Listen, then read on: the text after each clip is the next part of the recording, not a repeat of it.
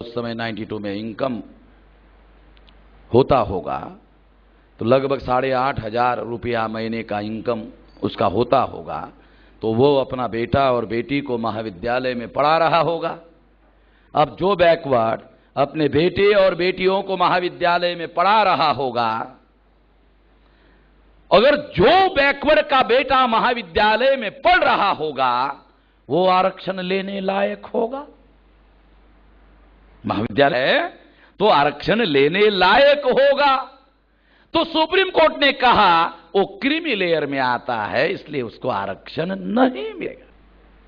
अब जिस ओबीसी का इनकम 1,000, 2,000, 3,000, 4,000 होगा, वो अपने बेटे बेटियों को अपने आर्थिक स्थिति की वजह से महाविद्यालय में पढ़ा नहीं रहा होगा।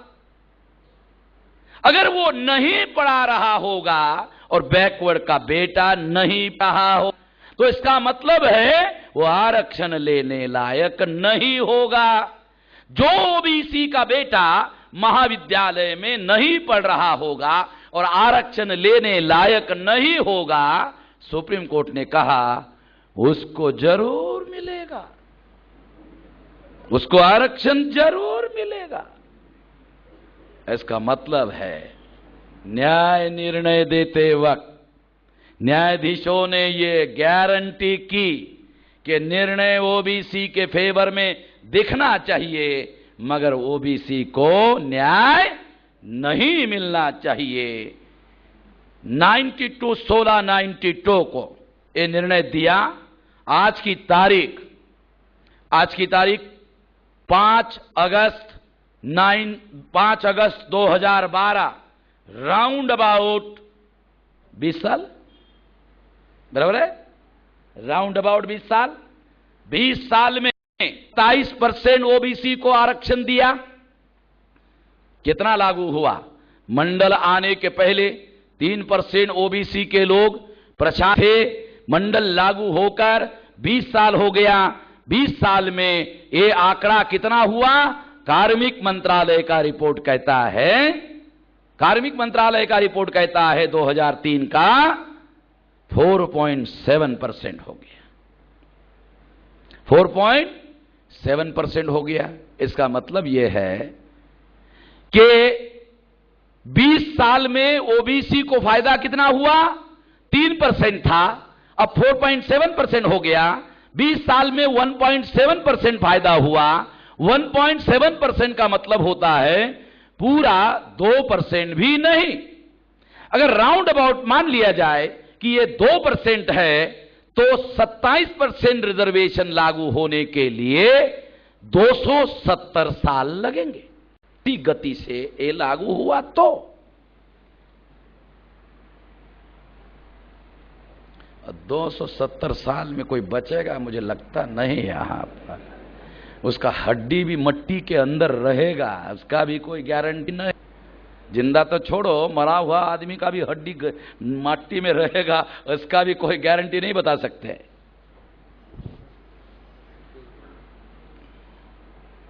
इसे सिद्ध होता है कि न्यायपालिका ने गारंटी से धोखाधड़ी करने का निर्णय किया, संविधान के विरोध में जाकर निर्णय किया। इसका मतलब है सुप्रीम कोर्ट में बैठे हुए जो ब्राह्मण न्यायाधीश है वो न्यायाधीश बाद में हैं और पहले ब्राह्मण हैं। इन लोगों ने न्यायपालिका को कलंकित किया। इन जजों ने, ए ब्राह्मण जजों ने ए न्यायपालिका को कलंकित किया। इन कलंकित करने वाले न्यायाधीशों के पिछवाड़े पर जरूर लात मारी जानी चाहिए। हम लोग इसकी तैयारी कर रहे हैं। आपके जानकारी के लिए थोड़ा सा बता दूं, एक उदाहरण देता हूं। अमेरिका में लॉस एंजलिस एक व्हाइट ने एक ब्लैक्स को अपने गाड़ी के नीचे कुचला। मामला कोर्ट में गया। जज व्हाइट था, उसने व्हाइट के समर्थन में और ब्लैक्स के फैसला देकर व्हाइट को निर्दोष छोड़ दिया। दूसरे दिन खबर छपी, लॉस एंजलिस के जितने ब्लैक्स लोग रहते थे सारे सड़क पर आ गए, सारे अपने घर दरवाजे बंद करके सड़क पर आ गए और आकर उन्होंने न्यायाधीश जहां रहते थे उनके घरों को आग लगा दी। लॉस एंजलिस में घटना हुई अमेरिका में, और अमेरिका के लॉस एंजलिस में जब यह घटना हुई तो फिर दोबारा अमेरिका के इतिहास में दोबारा ऐसा निर्णय कभी व्हाइट ने नहीं दिया। मैं भारत के न्यायपालिका में बैठे हुए ब्राह्मणों को यह वार्न करना चाहता हूं कि क्या तुम न्याय देने के लिए तुमको हमको जलाना होगा, तभी तुम हमारे साथ न्याय करोगे। हमको ऐसा करना होगा। यदि तुम यही चाहते हो कि तुम्हें भी लॉस एंजलिस की तरह जलाना होगा, मजबूर है हम लोग।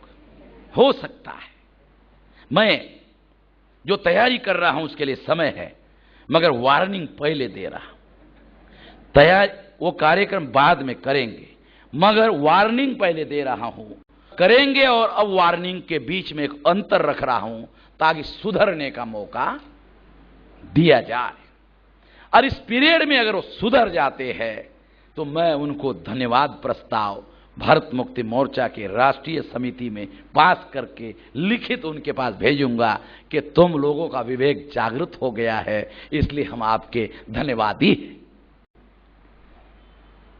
साथियों, मैं ये बातें यहां जो बोल रहा हूं, हो सकता है पुलिस वाले का जो सिविल वाला होता है ना, पुलिस LIB बोलते हैं उसको, LIB वाला, बहुत बार मुझे इंटरव्यू लेने के लिए टीवी वाले आते हैं, बोलते हैं आपका इंटरव्यू चाहिए, तो मेरी एक शर्त होती है, मैं उनको कहता हूं दिखाओगे, मैं जो बोलूंगा वो दिखाओगे? हाँ जरूर दिखाएंगे।